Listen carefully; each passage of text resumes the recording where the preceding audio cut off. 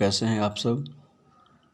आज मैं शास्त्री प्रथम खंड की कक्षा ले रहा हूं और अभी जो निर्मला उपन्यास हम उसका पाठन हम कर रहे थे, अब मैं एक एक दिन के गैप पे वो कक्षा लूँगा क्योंकि वो पाठ थोड़ा बड़ा है और उसके साथ साथ मुझे आपके और भी सिलेबस पूर्ण करने हैं। तो आज उसी श्रृंखला में मैं आपको व्याकरण से संबद्ध कुछ बातें बताऊंगा।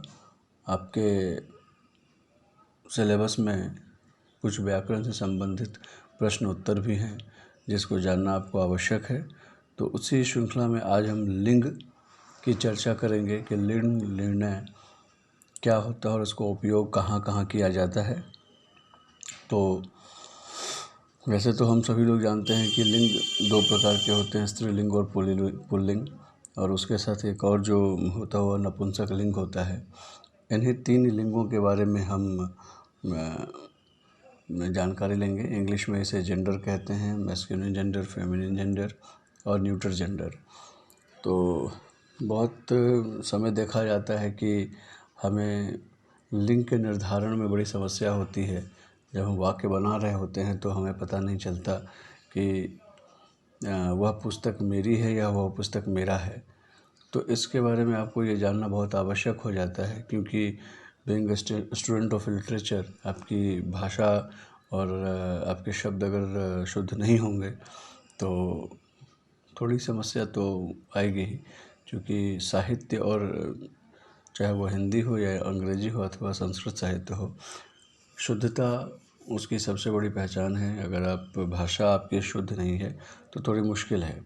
तो लिंग के बारे में जानते हैं। सबसे पहले लिंग की जो एक परिभाषा है वो मैं आपको बता दूं कि संज्ञा के जिस रूप से व्यक्ति या वस्तु या नर या मादा जाति का बोध हो उसे व्याकरण में लिंग कहते हैं। फिर से सुन लीजिए कि संज्ञा के जिस रूप से व्यक्ति या वस्तु की नर या जाति मादा का बोध हो उसे व्याकरण में लिंग कहते हैं। लिंग संस्कृत भाषा का एक शब्द है जिसका अर्थ होता है चिन्ह या निशान। चिन्ह या निशान किसी संज्ञा का ही हो सकता है। संज्ञा किसी वस्तु के नाम को कहते हैं और वस्तु या तो पुरुष जाति की होगी अथवा स्त्री जाति की होगी। तात्पर्य यह है कि प्रत्येक संज्ञा पुल्लिंग होगी अथवा स्त्रीलिंग होगी। संज्ञा के भी दो रूप हैं, एक अप्राणीवाचक संज्ञा जिसमें आपको लोटा, प्याली, पेड़, पत्ता इत्यादि आते हैं, और दूसरा प्राणीवाचक संज्ञा जैसे घोड़ा, घोड़ी, माता, पिता, लड़का, लड़की, बेटा, बेटी, बच्चा, बच्ची, ये सारी जितनी चीज़ें हैं वो आपको प्राणीवाचक हैं, और जितने निर्जीव चीज़ें, जितनी निर्जीव वस्तुएं हैं वो सब अप्राणीवाचक संज्ञा में आते हैं। तो अगर आपसे कोई पूछे कि बेसिकली लिंग क्या है और लिंग का निर्धारण कैसे है, तो आप बहुत खुले तौर पे कहिए कि संज्ञा के जिस रूप से व्यक्ति या वस्तु के नर या मादा जाति का बोध होता है उसे हम लिंग कहते हैं। अब लिंग के भेद तो सारे सृष्टि की लिंग में तीन ही भेद माने जाते हैं, पहले पुरुष, स्त्री और जड़। यहाँ जड़ से हमारा मतलब है वो नपुंसक लिंग से। अनेक भाषाओं में इन्हीं तीन जातियों के आधार पर लिंग के भेद किए गए हैं, पुल्लिंग, स्त्रीलिंग और नपुंसक लिंग। मैंने आपको बताया भी था कि अंग्रेजी में भी लिंग को जेंडर कहते हैं और इसी बेसिस पे तीन जेंडर्स होते हैं, मैस्कुलिन, फेमिनिन और न्यूट्रल जेंडर। मराठी, गुजराती तथा आधुनिक आर्य भाषाओं में भी यही व्यवस्था ज्यों की त्यों चली आ रही है। इसके विपरीत हिंदी में दो ही लिंग होते हैं, पुल्लिंग और स्त्रीलिंग। यहाँ नपुंसक लिंग नहीं है। अतः हिंदी में सारे पदार्थवाचक शब्द चाहे वो चेतन हो अथवा जड़ हो, स्त्रीलिंग और पुल्लिंग इन्हीं दो लिंगों में विभागते हैं। अब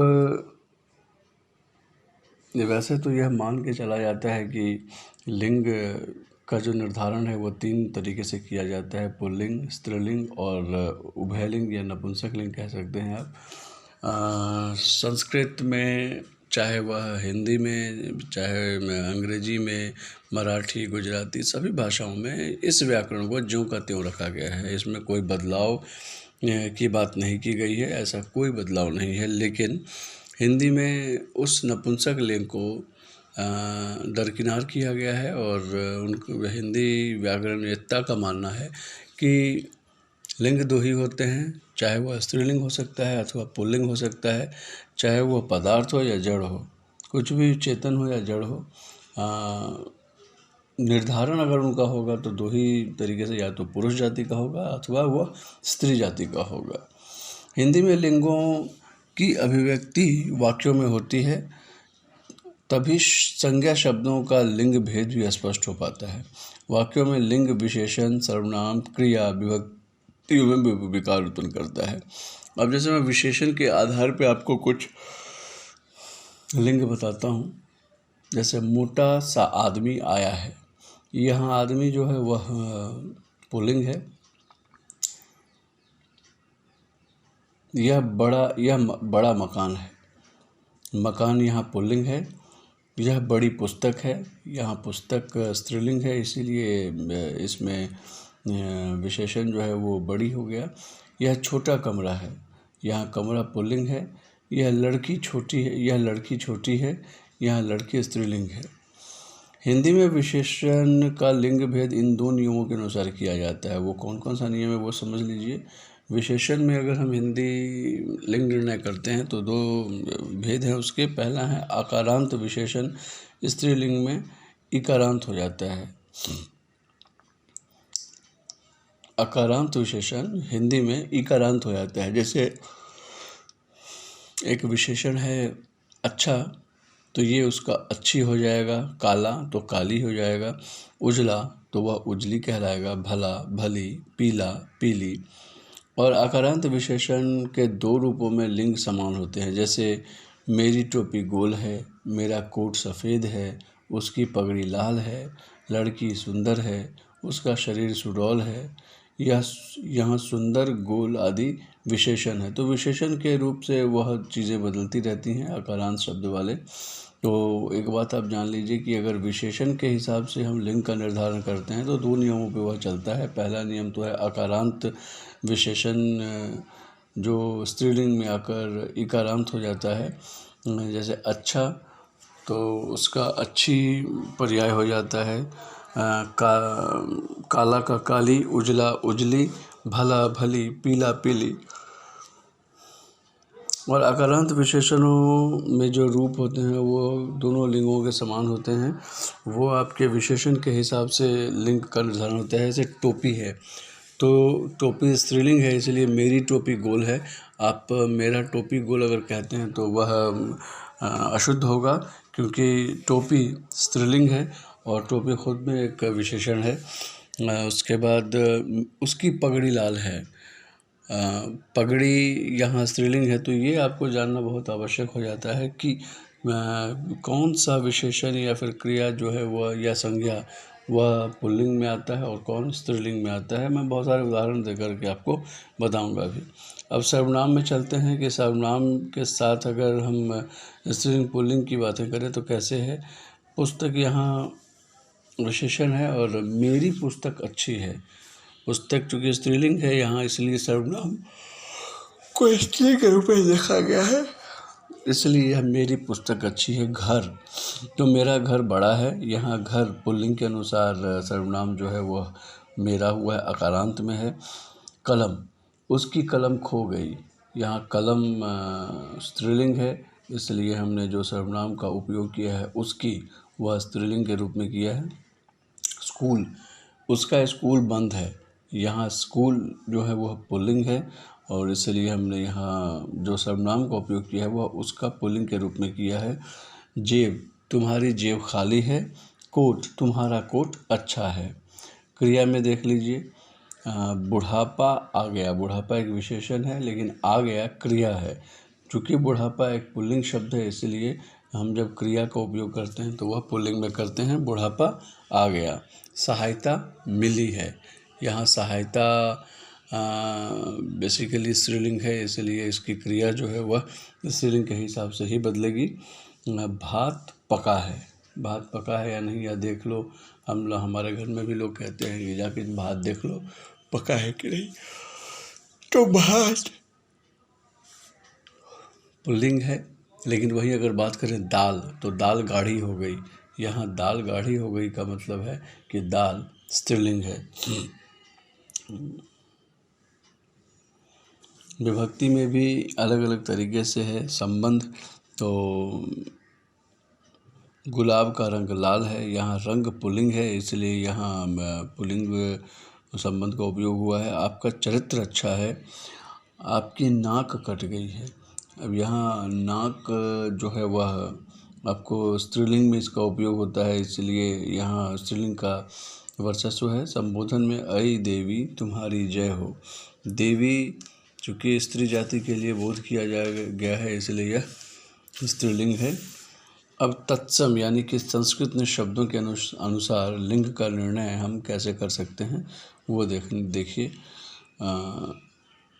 पंडित कामता प्रसाद गुरु ने संस्कृत शब्दों को पहचानने के लिए निम्नलिखित नियम बताए हैं। जिस संज्ञा के अंत में त्र होता है,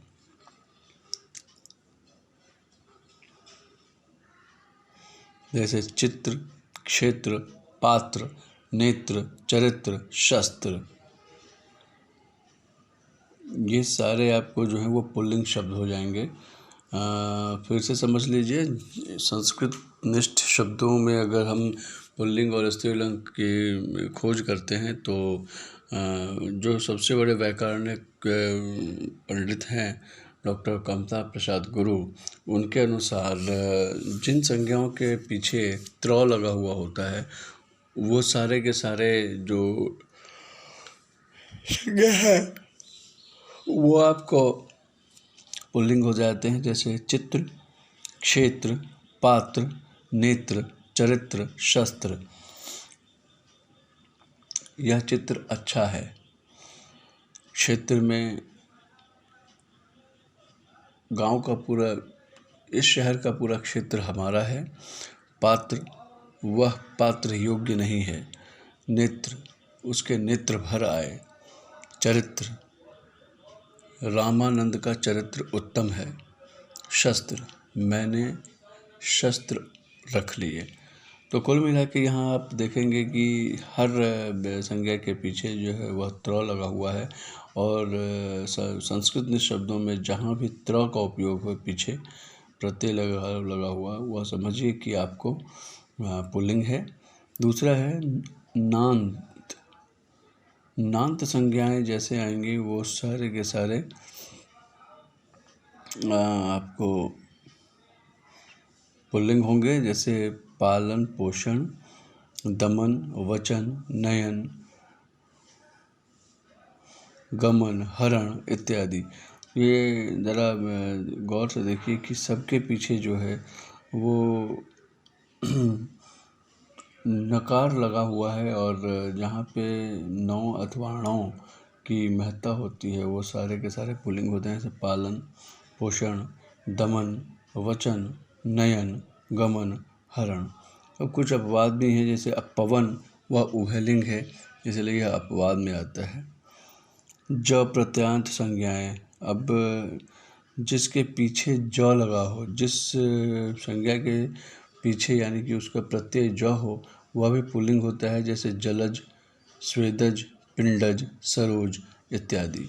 जिन भाववाचक संज्ञाओं के अंत में त्व, त्य, व, य होता है, जैसे सतित्व, बहुत्व, नृत्य, कृत्य, लाघव, गौरव, माधुर्य, ये सारे पुल्लिंग में आएंगे।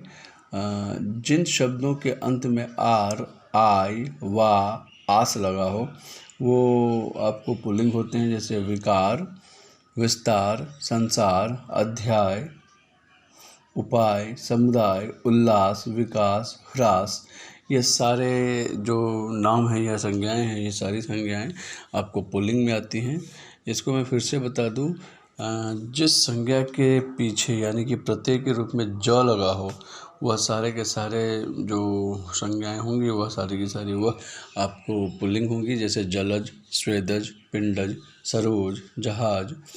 उसके बाद दूसरा मैं बता दूं एक तरीका कि जिन भाववाचक संज्ञाओं के अंत में त्व, त्य, व, य इत्यादि लगा हुआ हो वह भी आपको पुल्लिंग होगा। जैसे सतित्व, विस्तार, सतित्व, बहुत्व, नृत्य, कृत्य, लाघव, गौरव, माधुर्य इत्यादि।